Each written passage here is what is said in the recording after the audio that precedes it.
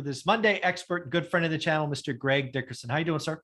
Doing great, Michael. How about you? I'm doing well. So one of the things that people may not realize about my channel is I'm the only person that kind of interacts with it. So if you see a response, it's from me. I'm the only one that reads them. I take pictures sometimes and they spark conversation. So I have a comment that I wanted to read to you, and then I thought you and I could talk about it. You ready? Yes, sir. Okay, here we go. This is from the handle Hacker. Okay. Wow. I thought historically when mortgage interest rates are between 6 to 8%, it is a sign of a healthy economy. Now, Michael, I know you don't want to entertain a housing crash, but if mortgage rates went to 6 or 7% by December, during a time where our economy is in free fall, how could housing not see at least a correction? So you want to take pieces of that and I'll give my thoughts? Yeah, I mean, we're already starting to see markets correct in certain areas. You know, markets, real estate's hyper local and every market's different. We're already seeing, you know, the hot markets are still remaining hot, but we're starting to see corrections already. And the market dynamics change a little bit already because interest rates, 30-year mortgage rates are already over 4%. Yeah, you start getting to 6 to 8%. Yeah. We haven't seen that since I don't even know when, you know, what, 80s, late 80s, early 90s? Well, actually, I did some research on this. So the last time the Fed funds rate was 6%, was actually 2001, surprisingly. Okay, yeah, 2001. And, you know, I bought my first house 1989, 1990, and my interest rate was 9.75%, you know, interest on my house. And then back in the 2000s when, you know, I was doing a lot of building and stuff, my construction loans and, you know, were in the 9–10% range, and permanent mortgages were a little bit less, but I don't remember being that high. Mortgage rates were in the 5s, maybe 6s back then. I can't remember, you know, for permanent mortgages. Sure. Yeah. But, yeah, but anyways, to the point of a housing crash. So it's going to be very difficult to have an actual crash right now because there's so much demand and there's so little supply. I mean, I think the numbers are something like we're short for the demand 4 million units. Now that could be rent and single family, but you know, there's a housing shortage, you know, of about 4 million units nationwide because of the demand that's out there. But as interest rates rise, you know, demand drops a little bit because of pricing. So people get priced out of the market. So prices will correct, you know, but I just don't think that we have the dynamics set up for a crash like we had in 2008-9, because the mortgage market is fundamentally more healthy now than it was back then. And I think even if price adjusts, you know, 20–30%, which they've gone up in the last few years, I think people that locked in at lower interest rates in the 2s and 3s are going to be okay with that because they really don't have any other options. They can't sell, they can't refinance, you know, and if they move, you know, it's going to be just kind of a relative thing. So they can sell for less, but they can buy for less, just like you're selling for more, but you're paying more. So it's going to take a little bit of time for those things to adjust. But an actual crash, I don't think. Now, I don't know what's going on systemically out there from a leverage in the industry standpoint, but I don't think it's anything like it was in 08 and 09. I think the mortgage loans in general are more healthy now than they were then. We're not seeing subprime loans and all that. We are starting to see, you know, a few more exotic products start to come out now with, you know, bank statement loans for self-employed individuals, things like that. Yep. You know, but at the end of the day, yeah, you could see a 20–30% correction if rates got up to 6 to 8%. Hear what I said, you know, because I know how YouTube is. Yeah. If rates in the mortgage market hit 6 to 8%, yes, your pricing would adjust probably 20 or 30%. And we may see, you know, at least 10 to 15 or 20, even in the 5s. You know, if mortgage rates get into the 5% range, you might see that much of a correction, even with the demand, you know, that's out there right now, because it's an affordability thing. It is and always has been an affordability. It's a payment thing. So actually, I want to. People will argue that investors are buying up houses and all that. And really, at the end of the day, I mean, institutional buyers are only about 2% of the market. Now, probably 10 or 15% is single, like you know, individuals that own rental homes. But you're not out there competing, you know, and paying over value for these houses like the institutions are and can. You know, and they're only 2% of it, and they're only in certain markets. They're in the Sunbelt markets. Correct. You know, where that's going on. But the biggest demand right now is coming from the millennials, and they're buying on payments, and that's why, because it's cheaper to buy than it is to rent with the rates where they were, but that's changing as rates go up. No, absolutely. So I think there's a couple of things, and I have the unfair advantage of thinking, knowing I was going to bring this up with you, so I thought about it for 48 hours. So there's a couple of things to kind of think about here. First and foremost, we're already seeing demand destruction. Last Wednesday, I interview a mortgage guy every Wednesday, and he's telling me that brokers are like, buyers are backing out. We have real estate agents that put property on that used to get 20, now are getting 1. We're seeing demand destruction already. That does not mean prices fall, at least yet, right? Transactions fall first, and then if it goes on long enough, we could see price destruction. Real estate is not stocks. It is price inelastic, meaning it's sticky. So I want to go back to this comment, because when I read this comment, my brain hurts, because I see 2 different paths, but he's merging them together. So let's talk about it. So let's say he's saying 8% in a healthy economy. So again, I don't know that we get to 8%, but let's just say we do. What else is good? Because I look at that and then I look around the rest of the economy. So if we have 8% 30-year mortgage, what does that mean to me? 1, inflation is still a problem, right? The Fed has gone a little Paul Volcker-like, and they're starting to raise rates between meetings on the weekends, just like Paul Volcker did, right? Because if we get to 8% on the 30-year, the Fed funds has got to be 6, 5.5, 6, and we're only at a quarter. So think about what that really means. So that means inflation is still a big problem. That also probably means wage inflation, right? The dreaded wage cycle inflation has rooted and taken hold. That is something the Fed has said out loud that they are afraid of, because once that happens, watch out. Also, what has happened is consumer behavior has changed. When consumers think inflation is coming, they buy early, right? Because the dollar depreciates over time. So again, if we have 8% 30-year money, it means we have raging inflation problems. So that's the first thing that happens. Then he goes on to talk about if we have an economy that's in free fall. Okay, so that won't happen. That's where my brain like has a seizure, because say that one again. If the economy goes into free fall, 8% interest rates, but the economy's in the free fall. So again, the reason my brain kind of doesn't translate that is if we have an 8-year, 30-year, we have 6% Fed funds rate, but the economy's in free fall. The Fed has proven over and over and over and over and over and over and over again that they will just slash rates. If the economy truly is in free fall, we won't have 80% 30-year money, right? So I don't see.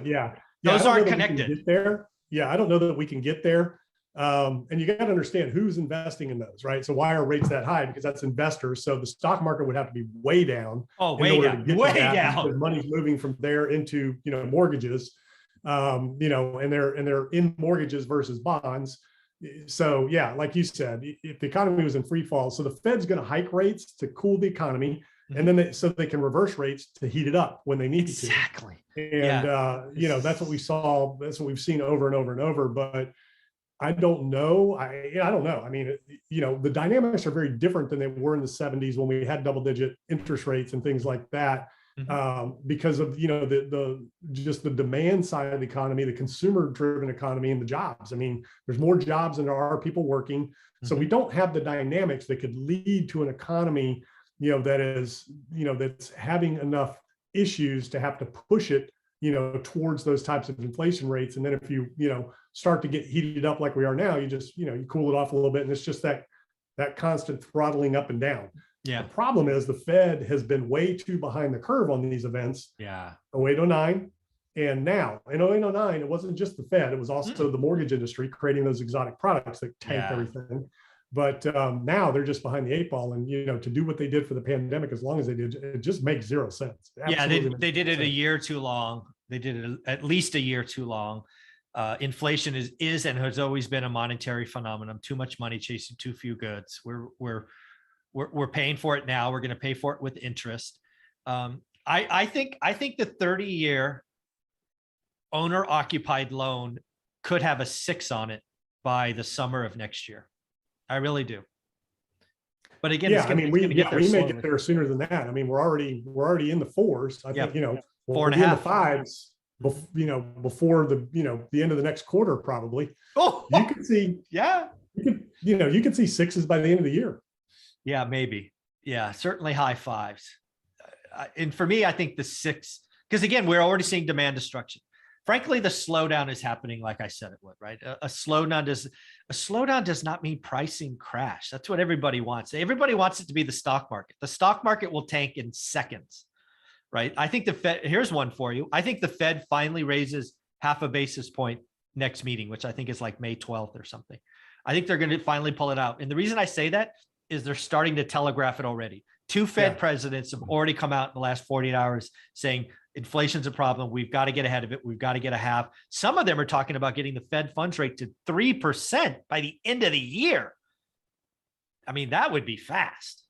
Yeah, well, they're not Powell. And no, that's true. That's very true. They can talk all they want. Powell is Powell. And, you'll definitely be in the twos by the end of the year.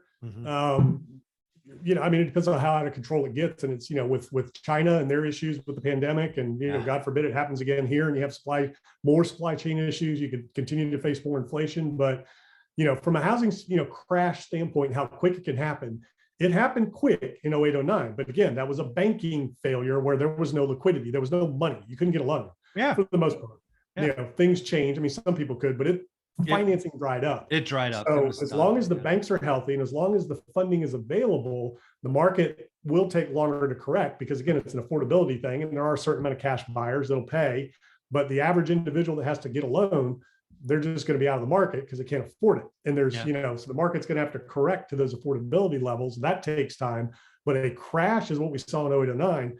That was pretty much instantly overnight when that occurred. And, values corrected very quickly, very fast. And I mean, inventory levels, I mean, it seemed literally like that was overnight. Yeah, my market went down 75% peak to trough. So I was in it watching it every day. And again, so people need to realize this. Demand stopped first. Then supply just never stopped coming because of those damn adjustable rate mortgages. Every week, more products showed up. And if demand, and it was years. I mean, years, instant, in my markets, we saw prices dip 50%, even in the best housing market in the country, DC. I think they dipped about 50% from where they were at the peak. And it took years for the appraiser to not, to change declining market, to appreciating market, because appraisers were putting on their appraisal reports, declining market, meaning whatever you're paying today, it's going to be worth less tomorrow. Yeah, I couldn't get a bank loan that whole time. Banks did the whole 10-4 loans. I couldn't get a bank loan. Everything I had to do was private or hard money. I mean, that's what people forget. They forget that when credit markets tighten in environments that we're in right now with big quantitative easing being stopped. So the Fed's not buying mortgage-backed securities, all that stops. That means credit tightens. That means lender requirements tighten and the amount of money they're willing to put out there tightens, those types of things. So, that's kind of the shift that happens is, when that liquidity drives up, it eliminates the ability for a lot of people to get loans that could otherwise get loans. And then, like you said, watching deals that are falling apart, that were under contract, fall out of contract, things like that. So, it's starting to happen, but there's still markets. The Sun Belt is still, they're just going nuts still because there's so much demand.